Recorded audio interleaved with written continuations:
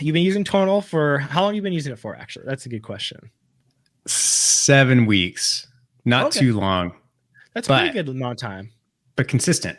You've had more than enough time to Yep. have a good opinion on it for sure. What are the things that you like most about Tonal? Yeah. So let me set the table for context as Okay. well. So as you know, I've been, as we would say in the industry, I have a high training age, right? I've been, training for probably training age, I don't know, 35 years. So I've been doing a lot of training. I do traditionally like barbells and kettlebells and, non digital equipment. I have a garage set up here. And also I think important context is that I do live in a northern climate where, it gets very cold in the winter. Gets right now it's in the 90s. We get these wide fluctuations of rain and snow and sleet, so sometimes outdoors aren't always accessible, but when I can get it, I go for it. So a little bit of context on that. And I love strength training, so I've been using it and primarily for the last 7 weeks, and I use it on the advanced setting and primarily for I guess hypertrophy training. Right now, here's what I love is I have it. The only space that we really had in our house that made a lot of sense was actually in our master bedroom. So in the mornings, my wife she gets up early and goes to her CrossFit class actually. But I literally just roll out of bed. I just put on like a t-shirt and some shorts. I don't even put on shoes. I drink a glass of water. I turn it on and I start training. And it warms me up. I don't have to think because I can't think at that point in the day anyway, right? Your brain's just not functioning, but it kind of like guides me through it. So the biggest thing for me is that it's reduced so much friction in training, because even if I was going to go use, step outside, and walk 30 feet and use my garage gym, I still have to put on my shoes, right? I have to figure out a warm up. I have to move the equipment. I have to do all these things, check the weather, all that stuff. And I know that doesn't seem like a lot, but we all know, like, when it comes to fitness, like any little bit of friction is enough. That's why people like put their shoes next to their bed in the morning, right? Or they have their gym bag set the night before. So it reduced a lot of friction, allows me to get into a habit, and I just generally feel good. Now, for like the actual hardware and the equipment, I found that the resistance is it's different than what you and I would know from a barbell. And a couple of different ones is that the resistance will change throughout a set of reps as maybe you're showing more power. So you get a power meter, you get a range of motion meter, and as it increase, as you maybe fatigue or you get stronger or there's not enough weight, it'll adjust it in a smart, intelligent way. And I can't explain it, but the resistance is just different.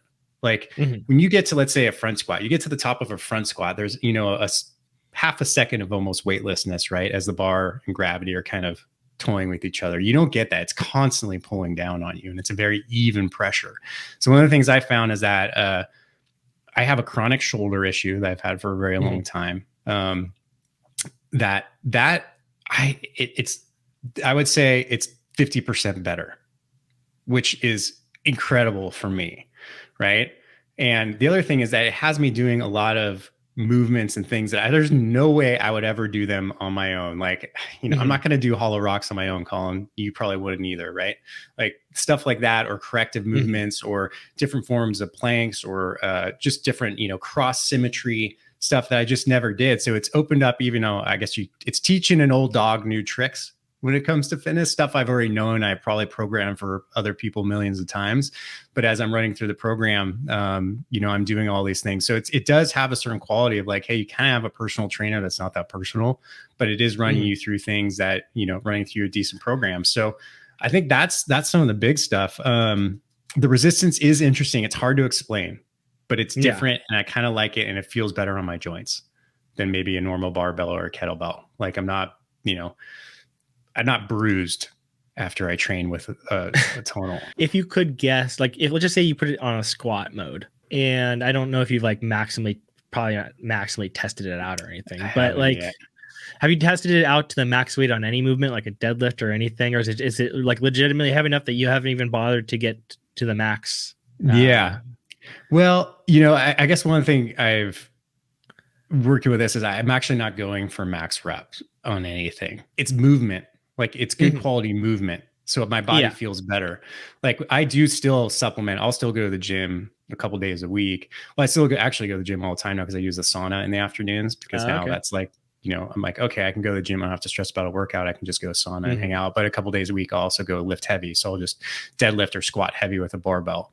So I guess in that thing is I'm still lifting heavy at lower reps, 3 to 5 with squats with barbells on squat and deadlift a couple days a week. But then I'm supplementing this as my consistent base throughout. So with that context, I haven't maxed it out. It says it gets up to 200 pounds of resistance. And I do believe that the resistance is heavier.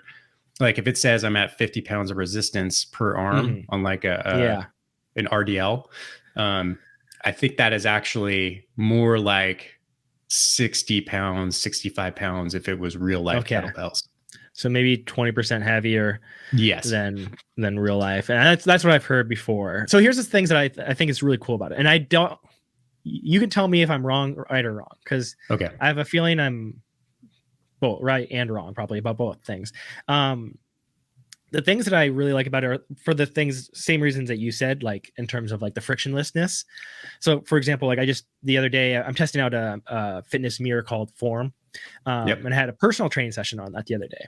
And literally I went from this desk and I walked over there and it was like dinging because it was time. And I pushed the button and the guy was like, "Hey, Colin, grab the dumbbell. Let's warm up." So like there was no friction. It took 2 seconds. I didn't have to think. I just listened to, and that was like a legitimate personal training session through a mirror, which is interesting. So I like the frictionness of it. And I like that it's weightlifting, and it has, for the average person who maybe hasn't lifted competitively for like a long time, there's probably more than enough load there for them forever. Right. For sure. That's my assumption, that for most people, it's going to be enough weight for that they'll ever need, which is cool. It takes up, from what I understand, it takes up way less room than any kind of barbell, any kind of setup that you would ever have, which most people can't fit. Like you have a garage, I have a garage, but most people don't have nowadays garages. They're in apartments or, smaller spaces. Maybe they don't have the ability to do that. So I do think, Tonal's the future. I'm curious that there's things I would like to see there's so much potential of something like that I'm curious how much they do. So I know that they track a little bit of like time under tension, right? Which is an interesting way to track like total training pounds. Volume that you can't really do outside of Tonal, because you're not going to track like your time under your exact time. You could guesstimate it. You'd be like, "Oh yeah, I'll go 3 seconds down, 1 second up," but nobody ever actually like follows that. So it accurately. So it can accurately take your time under tension. That's my assumption. My assumption is that the programs are progressive and they can remember like what weight you used and be able to give you suggestions, and it can adjust based on how you're saying. It can adjust based on how you're moving that day, right? So if you're moving the weight slower, it can lower the weight. It can also provide higher eccentric than concentric loading, right? Correct. So it could overload that, which is really difficult for anybody to do in their own garage. Very difficult. Which is a really cool way to enhance some of the training stimulus if you're looking to do that.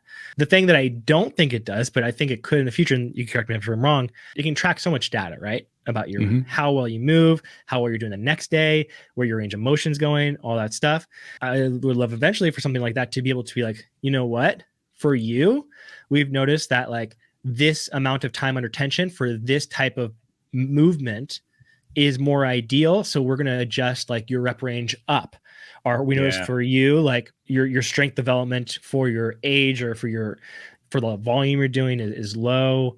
Like, I don't know. I feel like it could learn so much about you that it could make individual custom adjustments. I doubt they do that yet. Let me know if I'm wrong, because that seems like it would take a lot of more AI, a lot more. That seems like something that's like 5 years down the road, but it has the framework, it sounds like, to be truly an individualized, customized workout that's utilizes your own data to make better programming suggestions. And that's something that I know they are working on. And, they have this tremendously large data set on strength training, which I don't know if anybody actually has anywhere else. right? Yeah. And they're looking at ways to, I think a big connection for them too. And you look at the consumer, and as far as like, how fatigued I am, and maybe I'm sure they'll tie into like HRV and things like that eventually, where they can adjust and make it really, really smart. But you and I know the biggest thing is consistency for anybody, for any program, right? Is you got to be consistent over time.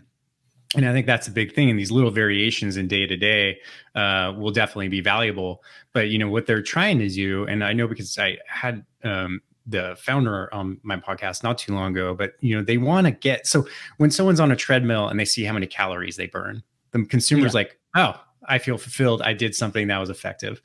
When you do a strength training workout, you don't get the calorie burn necessarily. So they're working on the problem from the consumer perspective of like, well, how do we show how valuable strength conditioning is with a different metric of some sort?